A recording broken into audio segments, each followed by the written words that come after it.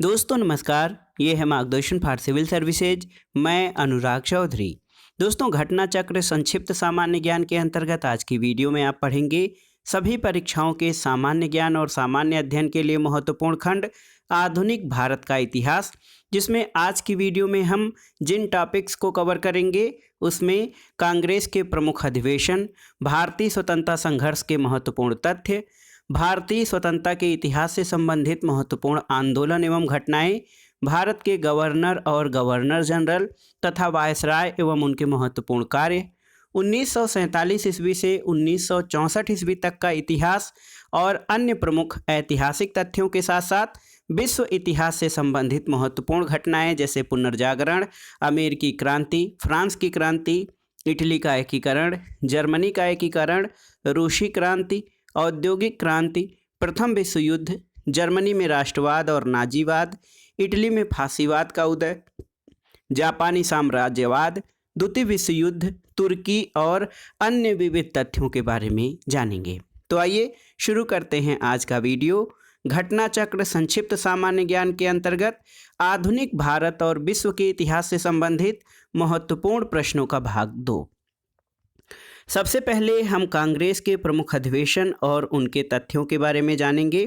देखिए दोस्तों, कांग्रेस का पहला अधिवेशन जो है 1885 में बम्बई में हुआ था, जिसकी अध्यक्षता व्योमेश चंद्र बनर्जी ने की थी और पहले अधिवेशन में 72 प्रतिनिधि शामिल हुए थे। कांग्रेस का दूसरा अधिवेशन 1886 में कलकत्ता में आयोजित किया गया था, जिसकी अध्यक्षता दादा भाई नौरोजी ने की थी।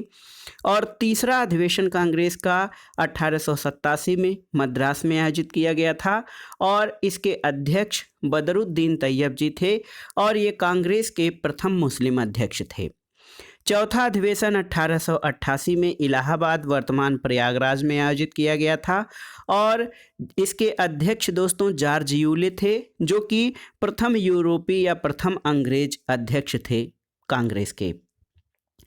12वां अधिवेशन देखिए बहुत ही महत्वपूर्ण रहा, 1896 में आयोजित किया गया था कलकत्ता में और इसकी अध्यक्षता रहीमतुल्लाह सायानी द्वारा की गई थी और 12वें अधिवेशन में ही पहली बार वंदे मातरम गाया गया था। 21वां अधिवेशन 1905 में बनारस में आयोजित किया गया था गोपाल कृष्ण गोखले की अध्यक्षता में।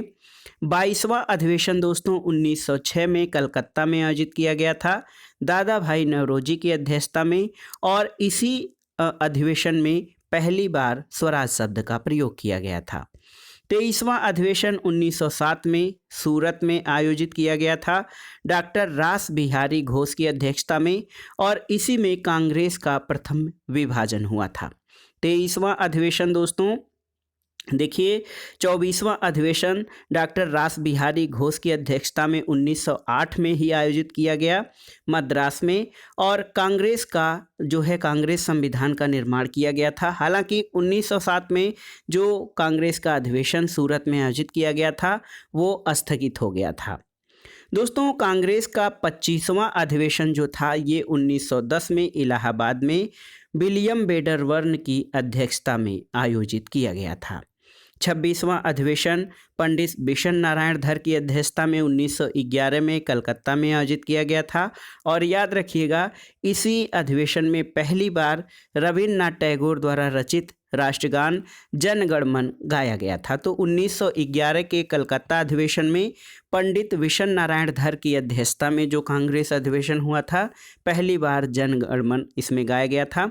और 31वां अधिवेशन 1916 में लखनऊ में अंबिका चरण मजूमदार की अध्यक्षता में आयोजित हुआ था और कांग्रेस और मुस्लिम लीग पैक्ट 1916 के अधिवेशन में हुआ था। दोस्तों देखिए 32वां अधिवेशन जो है 1917 में कलकत्ता में आयोजित किया गया था और एनी बेसेंट को प्रथम महिला अध्यक्ष कांग्रेस का प्रथम महिला अध्यक्ष बनने का गौरव प्राप्त है। और दोस्तों विशेष अधिवेशन 1918 में बम्बई में आयोजित किया गया था हसन इमाम की अध्यक्षता में और इसी में कांग्रेस का दूसरा विभाजन हुआ था।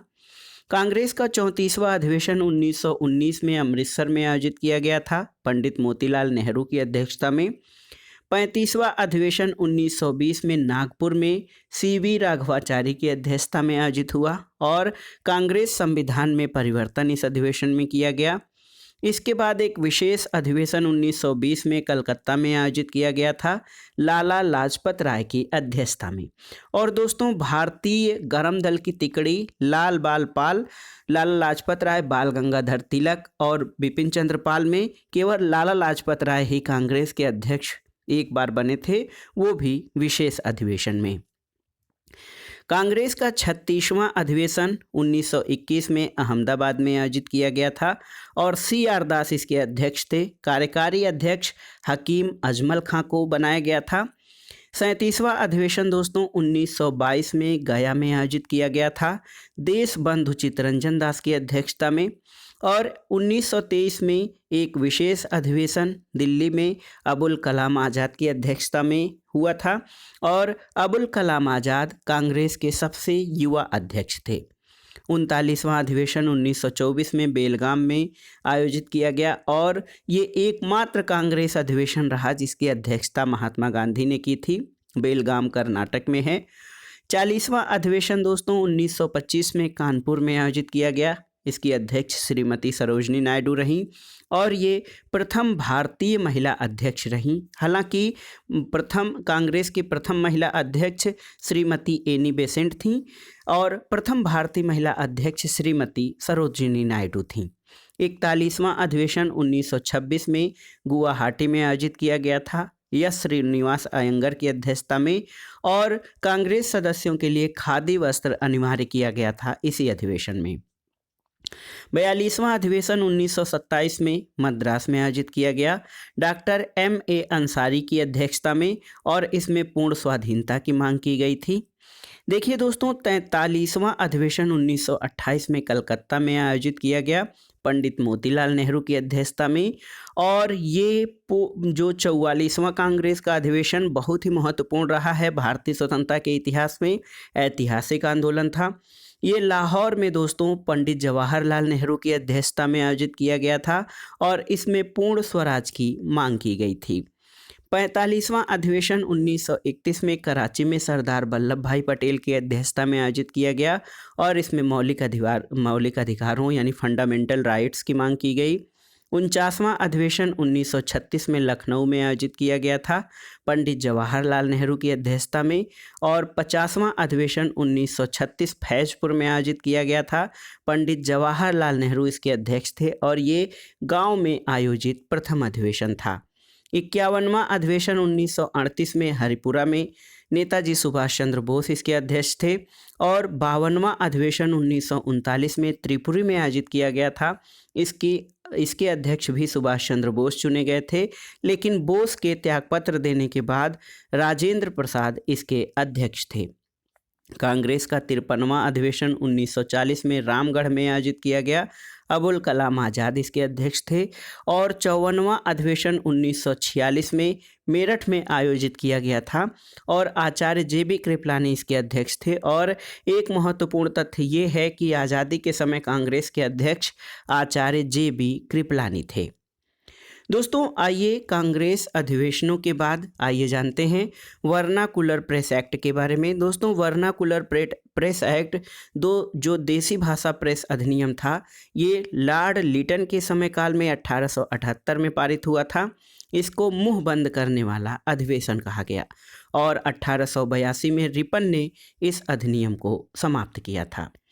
आइए देखते हैं भारतीय स्वतंत्रता संघर्ष के महत्वपूर्ण तथ्यों को। तिलक ने 1893 में गणपति एवं 1895 में शिवाजी उत्सव मनाना प्रारंभ किया और ये जो है भारतीयों में राष्ट्रवाद के संचार के लिए ऐसा किया गया। वैलेंटाइन सिरोल ने बाल गंगाधर तिलक को भारतीय असंतोष का जनक कहा था और दादा भाई नौरोजी ने धन निष्कासन के सिद्धांत का प्रतिपादन किया। दोस्तों, वर्ष 1905 में लंदन में श्यामजी कृष्ण वर्मा ने इंडिया होम रूल सोसाइटी की स्थापना की थी और लॉर्ड कर्जन द्वारा जुलाई 1905 में बंगाल विभाजन की घोषणा की गई। बंगाल विभाजन के विरोध में अगस्त 1905 में कलकत्ता के टाउन हॉल में स्वदेशी आंदोलन की घोषणा की गई और रविंद्रनाथ टैगोर ने स्वदेशी आंदोलन के समय एक प्रसिद्ध गीत आमार सोनार बांग्ला लिखा था, जो 1971 में बांग्लादेश का राष्ट्रीय गीत बना था। दोस्तों, पी मित्रा ने बंगाल में अनुशीलन समिति का गठन किया था और सलीम उल्लाह खां ने ढाका सम्मेलन में अखिल भारतीय मुस्लिम लीग की स्थापना की। मुस्लिम लीग ने बंगाल विभाजन का समर्थन किया था। दोस्तों, प्रफुल्ल चाकी और खुदीराम बोस ने 30 अप्रैल 1908 को बंगाल प्रेसिडेंसी के मजिस्ट्रेट किंग्सफोर्ड की हत्या का प्रयास किया और प्रफुल्ल चाकी ने पुलिस से बचने के लिए आत्महत्या कर ली और खुदीराम बोस को फांसी दे दी गई। भीकाजी रुस्तम कामा, जो कि भारतीय क्रांति की मां कही जाती हैं, इन्होंने 1907 में स्टुटगार्ट जर्मनी में प्रथम भारतीय राष्ट्रीय झंडा फहराया था और वायसराय लॉर्ड हार्डिंग ने वर्ष 1911 में दिल्ली के भव्य दरबार का आयोजन इंग्लैंड के सम्राट जॉर्ज पंचम और महारानी मेरी के स्वागत में किया था। इसमें बंगाल विभाजन को रद्द कर दिया गया और राजधानी को कलकत्ता से दिल्ली स्थानांतरित करने की घोषणा की गई और वर्ष 1912 में वायसराय लॉर्ड हार्डिंग के समय में दिल्ली भारत की राजधानी बनी। वर्ष 1915 में अंग्रेज सरकार ने महात्मा गांधी को कैसर ए हिंद की उपाधि दी थी और दोस्तों, राजा महेंद्र प्रताप सिंह ने अपने सहयोगी बरकतुल्ला के साथ 1915 में काबुल में भारत की प्रथम अस्थायी सरकार का गठन किया था। और देखिए, कांग्रेस के लखनऊ अधिवेशन 1916 में कांग्रेस के दोनों दलों, गरम दल और नरम दल में एकता हो गई थी। बाल गंगाधर तिलक ने अप्रैल या मई 1916 में होम रूल लीग की स्थापना की थी और एनी बेसेंट ने सितंबर 1916 में मद्रास में होम रूल की स्थापना की थी। गांधी जी ने वर्ष 1917 में अहमदाबाद में साबरमती आश्रम की स्थापना की और बिहार के राजकुमार शुक्ल के आग्रह पर गांधी जी चंपारण गए थे। दोस्तों, गांधी जी द्वारा सत्याग्रह का सर्वप्रथम प्रयोग दक्षिण अफ्रीका में वर्ष 1906 में, जबकि भारत में सर्वप्रथम प्रयोग 1917 में चंपारण बिहार में किया गया था और रविंद्रनाथ टैगोर ने सर्वप्रथम गांधी जी को महात्मा कहा था। रौलट एक्ट 18 मार्च 1919 को पारित हुआ और इसे बिना अपील, बिना वकील और बिना दलील का कानून कहा गया। रौलट एक्ट के विरुद्ध 6 अप्रैल 1919 को गांधी जी ने देशव्यापी हड़ताल का आयोजन किया था। 13 अप्रैल 1919 को बैसाखी के दिन अमृतसर के जलियांवाला बाग में डॉक्टर सतपाल और सैफुद्दीन किचलू की गिरफ्तारी का विरोध कर रही एक जनसभा पर जनरल डायर ने गोलियां चलवाईं, जिसमें कांग्रेस के अनुसार 1000 और सरकारी रिपोर्ट के अनुसार 379 निर्दोष व्यक्ति मारे गए। इस घटना को जलियांवाला बाग हत्याकांड का नाम दिया गया। दोस्तों, जलियांवाला बाग हत्याकांड के विरोध में महात्मा गांधी ने कैसर ए हिंद, जमनालाल बजाज ने राय बहादुर और रविंद्रनाथ टैगोर ने सर की उपाधि वापस कर दिया था। देखिए, जलियांवाला बाग हत्याकांड की जांच के लिए लॉर्ड हंटर की अध्यक्षता में हंटर कमेटी बनी थी और महात्मा गांधी ने 1 अगस्त 1920 को असहयोग आंदोलन शुरू किया। इसी दिन बाल गंगाधर तिलक की मृत्यु हो गई थी। 4 फरवरी 1922 को गोरखपुर जिले के चौरी चौरा नामक स्थान पर असहयोग आंदोलनकारियों ने दोस्तों थाने में आग लगा दी थी, जिसमें 23 पुलिसकर्मियों की मृत्यु हो गई। चौरी चौरा की घटना से आहत होकर 12 फरवरी 1922 को गांधी जी द्वारा असहयोग आंदोलन स्थगित कर दिया गया था। काकोरी ट्रेन एक्शन डे की घटना 9 अगस्त 1925 को हुई, जिसमें 8 डाउन ट्रेन में रखे गए सरकारी खजाना क्रांतिकारियों द्वारा लूट लिया गया। लाहौर में दोस्तों 30 अक्टूबर 1928 को साइमन कमीशन के विरोध में प्रदर्शन के दौरान पुलिस की लाठी से लाला लाजपत राय घायल हो गए और बाद में उनकी मृत्यु हो गई। चंद्रशेखर आज़ाद और भगत सिंह ने वर्ष 1928 में दिल्ली स्थित फिरोज शाह कोटला में हिंदुस्तान सोशलिस्ट रिपब्लिकन एसोसिएशन की स्थापना की और कांग्रेस के लाहौर अधिवेशन 1929 में पूर्ण स्वराज को अपना लक्ष्य घोषित किया गया। इस अधिवेशन की अध्यक्षता जवाहरलाल नेहरू ने की थी। लाहौर अधिवेशन में दोस्तों 26 जनवरी 1930 को प्रथम स्वाधीनता दिवस के रूप में मनाने का निश्चय किया गया। और देखिए, एक महत्वपूर्ण तथ्य है, महात्मा गांधी ने 12 मार्च 1930 को अपने 80 समर्थकों के साथ साबरमती आश्रम से लगभग 241 मील दूर दांडी के लिए यात्रा शुरू की और 24 दिनों के पश्चात 5 अप्रैल 1930 को वो दांडी पहुंचे और 6 अप्रैल 1930 को गांधी जी ने नमक कानून तोड़ा और सविनय अवज्ञा आंदोलन की शुरुआत की थी। देखिए दोस्तों, उत्तर पश्चिमी सीमा प्रांत के मुसलमानों ने खान अब्दुल गफ्फार खां, जिनको कि फ्रंटियर गांधी या सीमांत गांधी कहा जाता है, उनके नेतृत्व में सविनय अवज्ञा आंदोलन, लाल कुर्ती आंदोलन चलाया था। 5 मार्च 1931 को गांधी इरविन समझौता हुआ। डेट याद रखिएगा क्योंकि ये प्रश्न बार बार पूछा गया है।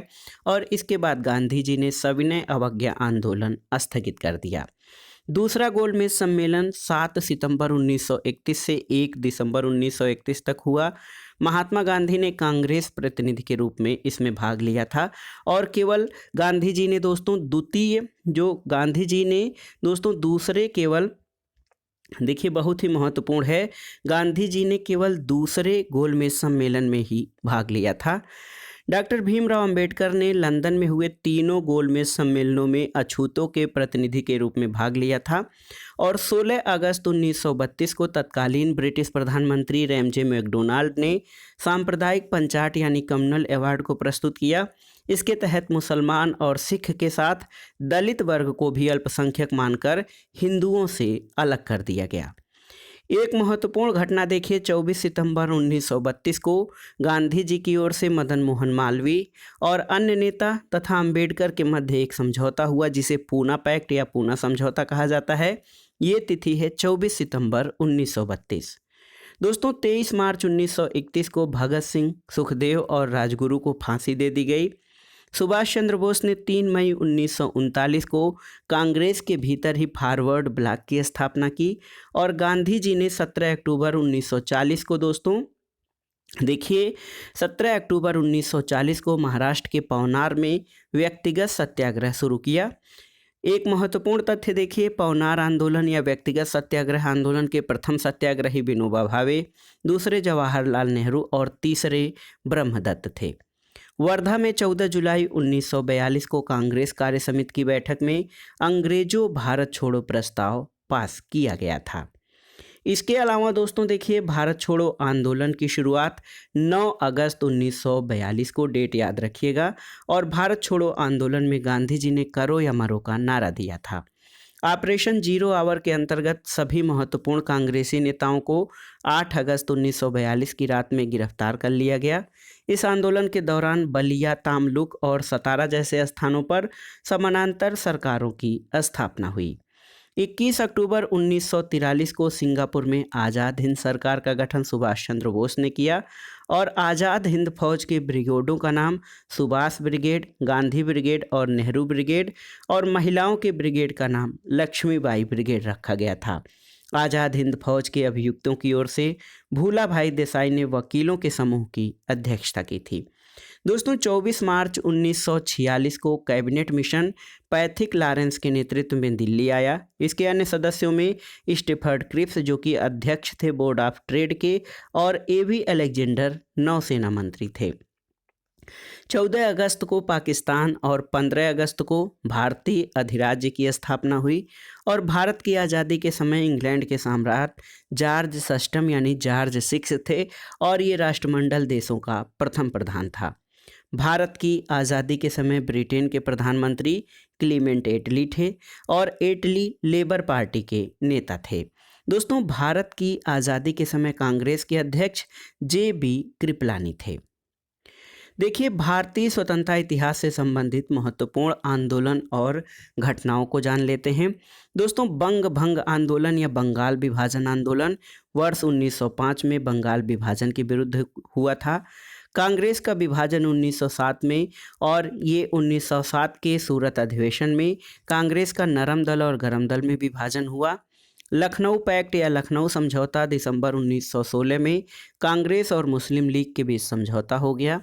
मॉन्टेग्यू घोषणा 20 अगस्त 1917 को भारत मंत्री लॉर्ड मॉन्टेग्यू की घोषणा थी। रोलेट एक्ट दोस्तों मार्च 1919 में the anarchical and revolutionary crime act 1919 पारित किया गया। इसे काला कानून कहकर भारतीयों द्वारा इसका विरोध किया गया था। जलियांवाला बाग हत्याकांड की घटना 13 अप्रैल 1919 की है। जनरल डायर द्वारा नरसंहार किया गया था अमृतसर में। खिलाफत आंदोलन दोस्तों 1919 में शौकत अली और मोहम्मद अली यानी अली बंधुओं द्वारा इसका नेतृत्व किया गया था। कांग्रेस का नागपुर अधिवेशन दिसंबर 1920 में था और इस अधिवेशन में असहयोग आंदोलन का प्रस्ताव पारित हुआ। असहयोग आंदोलन का प्रस्ताव या असहयोग आंदोलन का प्रारंभ 1 अगस्त 1920 को महात्मा गांधी द्वारा किया गया और इसी दिन बाल गंगाधर तिलक की मृत्यु हुई थी। चौरी चौरा कांड 4 फरवरी 1922 को गोरखपुर उत्तर प्रदेश में हुआ था और स्वराज पार्टी की स्थापना जनवरी 1923 में मोतीलाल नेहरू और चित्तरंजन दास द्वारा की गई। साइमन कमीशन की नियुक्ति नवंबर 1927 में सर साइमन की अध्यक्षता में 7 सदस्यीय आयोग की स्थापना की गई थी और साइमन कमीशन का भारत आगमन भी बहुत ही महत्वपूर्ण है। 3 फरवरी 1928 को विरोध प्रदर्शन के दौरान अक्टूबर 1928 में लाहौर में लाठीचार्ज में लाला लाजपत राय को गंभीर चोट लगी और बाद में उनकी मृत्यु हो गई थी।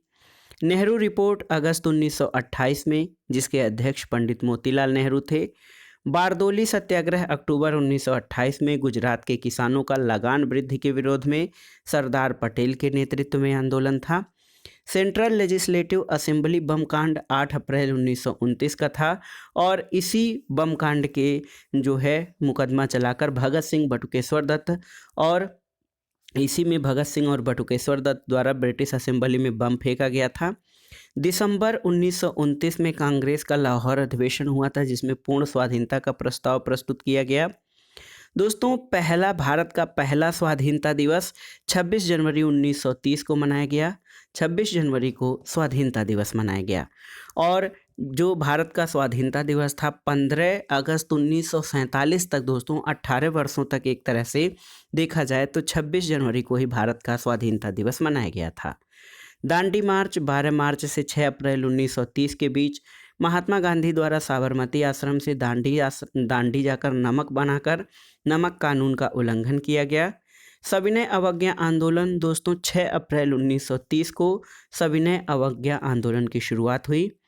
प्रथम गोलमेज सम्मेलन 12 नवंबर 1930 से 19 जनवरी 1931 तक था। प्रधानमंत्री मैकडोनाल्ड की अध्यक्षता में ये लंदन में आयोजित किया गया था। दोस्तों भारतीय स्वाधीनता इतिहास में गांधी इरविन पैक्ट बहुत ही महत्वपूर्ण है। 5 मार्च 1931 को हुआ था और महात्मा गांधी और वायसराय इरविन के मध्य ये संपन्न हुआ और सविनय अवज्ञा आंदोलन स्थगित करने की घोषणा की गई। द्वितीय गोलमेज सम्मेलन 7 सितंबर से 1 दिसंबर 1931 को हुआ। इसमें गांधी जी ने सम्मेलन में भाग लिया था। कम्युनल अवार्ड या सांप्रदायिक पंचाट 16 अगस्त 1932 का है। रैमजे मैकडोनाल्ड द्वारा पृथक प्रतिनिधित्व प्रदान करना। पूना पैक्ट 24 सितंबर 1932 को गांधी जी और डॉक्टर अंबेडकर के मध्य समझौता हुआ था। तृतीय गोलमेज सम्मेलन 17 नवंबर से 24 दिसंबर 1932 तक, इसमें कांग्रेस ने भाग नहीं लिया था और बाबा साहब भीमराव अंबेडकर ने तीनों ही गोलमेज सम्मेलनों में भाग लिया था। दोस्तों कांग्रेस सोशलिस्ट पार्टी का गठन 1934 में जयप्रकाश नारायण, मीनू मसानी और एस.एम. जोशी द्वारा किया गया था। फॉरवर्ड ब्लॉक का गठन मई 1939 में सुभाष चंद्र बोस द्वारा किया गया। और देखिए मुक्ति दिवस 22 दिसंबर 1939 को मुस्लिम लीग द्वारा कांग्रेस मंत्रिमंडलों के त्यागपत्र देने के अवसर पर मनाया गया। पाकिस्तान की मांग 22 से 24 मार्च 1940 को मुस्लिम लीग के लाहौर अधिवेशन में की गई और अगस्त प्रस्ताव 8 अगस्त 1940 को वायसराय लिनलिथिगो के समय काल में जो है ये प्रस्ताव लाया गया। क्रिप्स मिशन प्रस्ताव मार्च 1942 में स्टीफर्ड क्रिप्स इसके अध्यक्ष थे और भारत छोड़ो आंदोलन की शुरुआत 9 अगस्त 1942 को महात्मा गांधी के नेतृत्व में हुई थी। शिमला सम्मेलन दोस्तों 1945 में हुआ था। सभी राजनीतिक दलों का सम्मेलन था। नौसेना विद्रोह 18 फरवरी 1946 को मुंबई में HMIS तलवार के सैनिकों द्वारा किया गया। प्रधानमंत्री इटली की घोषणा 20 फरवरी 1946 को की गई, जिसमें भारत को स्वतंत्र करने का आश्वासन दिया गया। और कैबिनेट मिशन का आगमन 24 मार्च 1946 को Pethick Lawrence, sir Stafford Cripps और AB अलेक्जेंडर कैबिनेट मिशन के सदस्य थे। डायरेक्ट एक्शन डे या प्रत्यक्ष कार्रवाई दिवस मुस्लिम लीग द्वारा 16 अगस्त 1946 को मनाया गया। अंतरिम सरकार की स्थापना 2 सितंबर 1946 को, इसमें नेहरू को कार्यपालिक परिषद का उपाध्यक्ष चुना गया था। दोस्तों बहुत ही महत्वपूर्ण देखिए माउंटबेटन योजना 3 जून 1947 को रही और यही योजना भारत विभाजन की योजना थी। स्वतंत्रता की प्राप्ति तो भारत को 15 अगस्त 1947 को स्वतंत्रता की प्राप्ति हुई भारत स्वतंत्रता अधिनियम के द्वारा। भारतीय गणतंत्र की स्थापना 26 जनवरी 1950 को डॉक्टर राजेंद्र प्रसाद प्रथम राष्ट्रपति जो है निर्वाचित हुए और भूदान आंदोलन 1951 में विनोबा भावे द्वारा आंध्र प्रदेश से शुरू किया गया। अब दोस्तों भारतीय आधुनिक भारत के इतिहास के बाद विश्व इतिहास के महत्वपूर्ण तथ्यों को देख लेते हैं जो कि सामान्य ज्ञान और सामान्य अध्ययन के लिए बहुत ही उपयोगी है। वर्ल्ड हिस्ट्री में सबसे पहले पुनर्जागरण या रेनेसा के बारे में जानते हैं। दोस्तों पुनर्जागरण 14वीं, 15वीं और 16वीं शताब्दियों में पश्चिमी यूरोपीय विचार, साहित्य और कला की लौकिक प्रवृत्तियों का तीव्रीकरण था। पुनर्जागरण का प्रारंभ इटली में हुआ था और फ्लोरेंस नगर पुनर्जागरण का सबसे बड़ा केंद्र था। पुनर्जागरण का महत्व आधार मानवतावाद था, जिसमें ईश्वर को नहीं बल्कि मानव को मुख्य केंद्र बिंदु माना गया। दोस्तों इटली निवासी पेट्रार्क को मानववाद का संस्थापक कहा जाता है। पुनर्जागरण कालीन साहित्य के बारे में जानते हैं तो बहुत ही महत्वपूर्ण है दांते, जिसका समय काल 1265 से 1321 है। इसको पुनर्जागरण का अग्रदूत और पुनर्जागरण का प्रथम व्यक्ति कहा गया है। मैकियावेली जो है इटली का चाणक्य कहा जाता है, इसकी प्रसिद्ध रचना द प्रिंस थी और इरास्मस को मानवतावादियों का राजकुमार कहा जाता है। दोस्तों इरास्मस ने व्यंग्यात्मक शैली में पुस्तक प्रेज ऑफ फॉली की रचना की। अब आइए पुनर्जागरण और कला के बारे में जानते हैं। दोस्तों पुनर्जागरण कालीन चित्रकारों ने में Leonardo da Vinci, Michael Angelo, Rafale और टिसियन का नाम प्रसिद्ध है। लियोनार्डो के चित्रों में last supper, Mona Lisa, virgin of rocks प्रसिद्ध है और जियाटो को पुनर्जागरण चित्रकला का जनक माना जाता है। दोस्तों पुनर्जागरण काल में विज्ञान की भी प्रगति हुई। कापरनिकस ने टालेमी के भू केंद्रित सिद्धांत का खंडन करके सूर्य केंद्रित सिद्धांत का प्रतिपादन किया था और इसके अलावा न्यूटन द्वारा गुरुत्वाकर्षण के नियम का प्रतिपादन किया गया। जॉन विक्लिफ को धर्म सुधार आंदोलन का प्रातःकालीन तारा कहा जाता है और सबसे पहले मैगलन ने समुद्री मार्ग से संपूर्ण विश्व का चक्कर लगाया था। इसके बाद आइए अमेरिकी क्रांति और स्वतंत्रता संग्राम के बारे में जानते हैं। दोस्तों अमेरिकी स्वतंत्रता संग्राम का तात्कालिक कारण ब्रिटेन के प्रधानमंत्री लॉर्ड नॉर्थ की चाय नीति थी और 16 दिसंबर 1973 को बोस्टन टी पार्टी की घटना हुई जिसका नायक सैमुअल एडम्स था। अमेरिकी स्वतंत्रता का नारा था प्रतिनिधित्व नहीं तो कर नहीं, नो टैक्स विदाउट रिप्रेजेंटेशन। देखिए दोस्तों जॉर्ज वाशिंगटन अमेरिकी स्वतंत्रता संग्राम के नायक थे जो अमेरिका के प्रथम राष्ट्रपति बने। अमेरिका को पूर्ण स्वतंत्रता 4 जुलाई 1776 को प्राप्त हुई थी और विश्व में सर्वप्रथम लिखित संविधान संयुक्त राज्य अमेरिका में लागू हुआ। दोस्तों अमेरिका में गृह युद्ध की शुरुआत 12 अप्रैल 1861 को हुई जिसमें दक्षिणी राज्य दासता के समर्थक और उत्तरी राज्य उसके विरोधी थे। अब्राहम लिंकन द्वारा 1 जनवरी 1863 को दास प्रथा का उन्मूलन किया गया और अमेरिकी गृह युद्ध की समाप्ति 26 मई 1865 को हुई थी। अमेरिकी क्रांति के बाद आइए फ्रांस की क्रांति के बारे में देखते हैं। दोस्तों फ्रांस की क्रांति 1789 में लुई 16वां के शासनकाल में हुई थी और लुई 14वां जो कि 1643 से 1715 इसका समयकाल था, उसने कहा था कि आई एम द स्टेट, यानी मैं ही राज्य हूँ और मेरे शब्द ही कानून हैं। फ्रांस की क्रांति में दोस्तों रूसो, मॉन्टेस्क्यू और वॉल्टेयर जैसे दार्शनिकों का महत्वपूर्ण योगदान था। रूसो की रचना सोशल कॉन्ट्रैक्ट है जबकि मॉन्टेस्क्यू की रचना द स्पिरिट ऑफ लॉज है। नेपोलियन स्वयं को क्रांति का पुत्र होने का दावा करता था और दोस्तों नेपोलियन 1804 में फ्रांस का सम्राट घोषित हुआ। वाटरलू का युद्ध 18 जून 1815 को मित्र राष्ट्रों की सेना और नेपोलियन के मध्य हुआ, जिसमें नेपोलियन को बंदी बना लिया गया।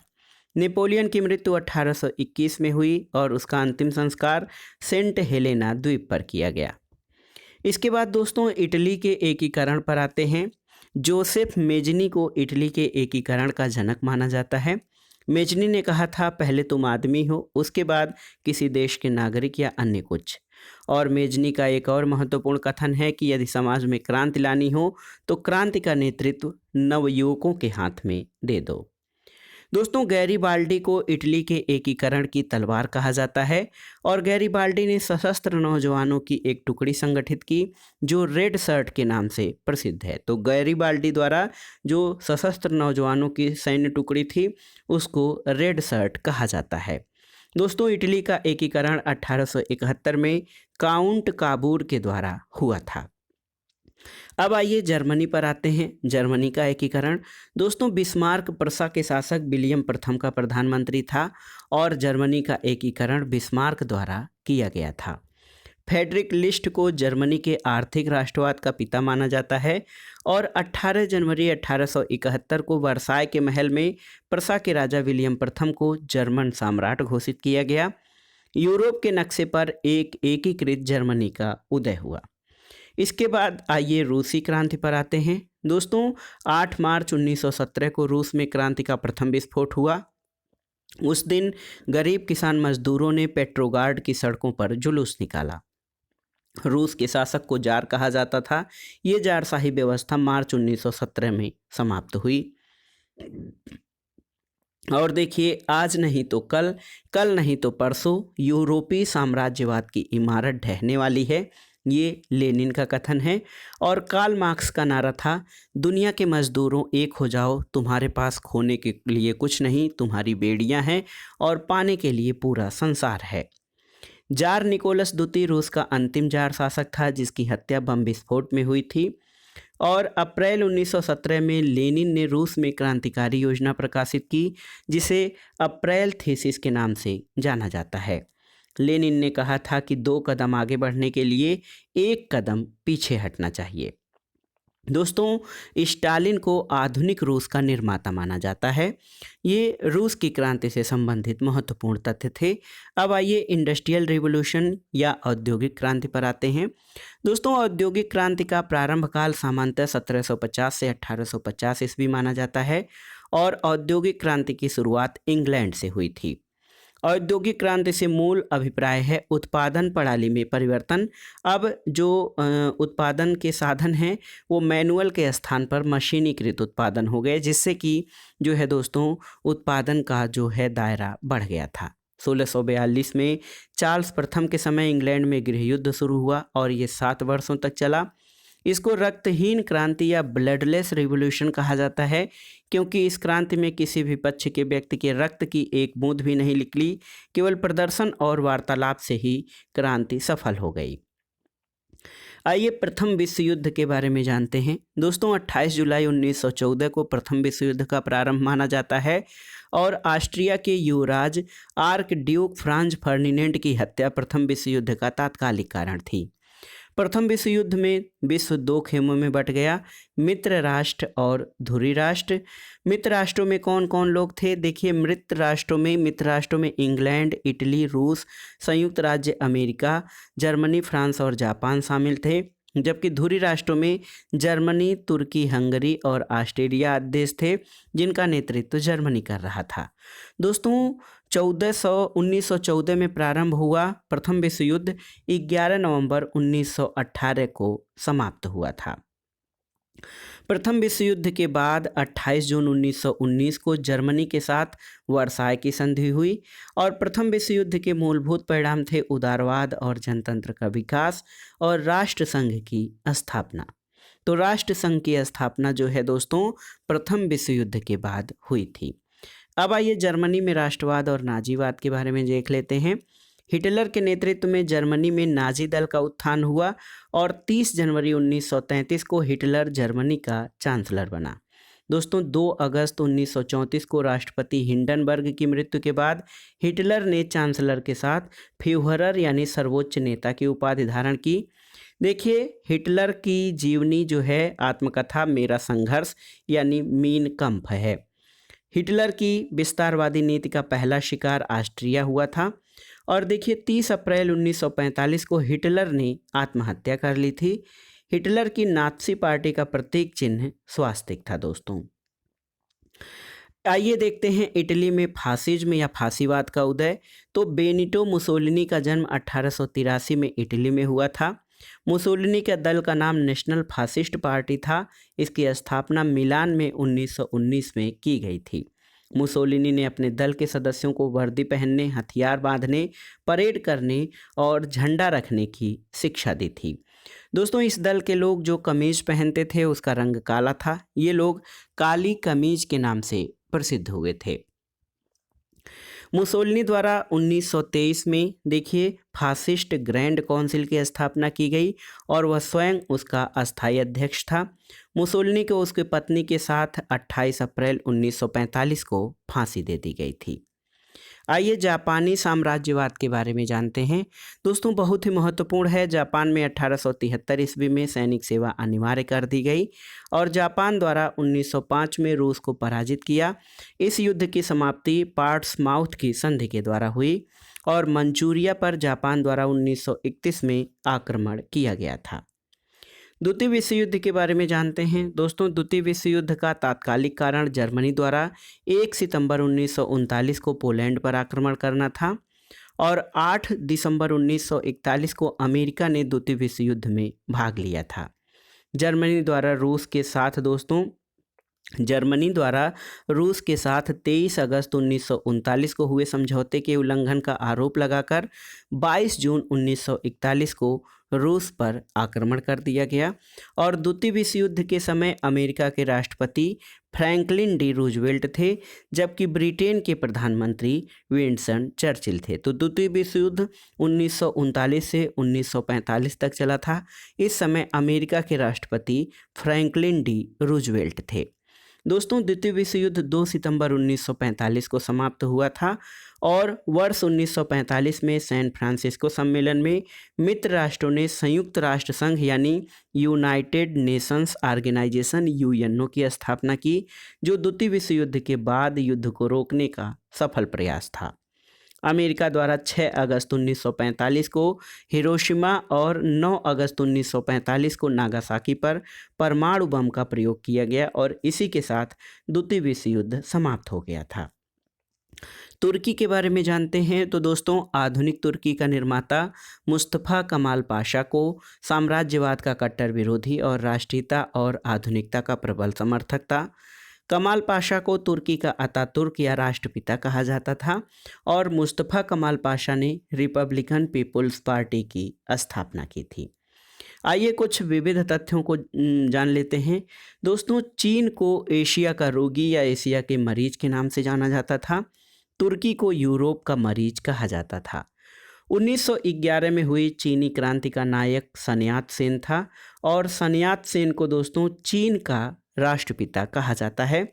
इनके 3 सिद्धांत थे, राष्ट्रवाद, लोकतंत्रवाद और सामाजिक न्याय। और एक प्रकार से देखा जाए तो जो चीन की नीति थी सन यात सेन जो राष्ट्रपिता द्वारा उनके संपादित राष्ट्रवाद, लोकतंत्रवाद और सामाजिक न्याय, ये तीनों ही सिद्धांतों को चीन ने भुला दिया है और वो एक प्रकार से लोकतंत्र नहीं बल्कि साम्यवाद और विस्तारवादी नीति तथा एक दल के शासन पर इस समय अपना विस्तार किए जा रहा है। तो ये था दोस्तों आज का वीडियो। घटना चक्र संक्षिप्त सामान्य ज्ञान के अंतर्गत सामान्य ज्ञान और सामान्य अध्ययन का महत्वपूर्ण टॉपिक आधुनिक भारत के इतिहास का दूसरा भाग।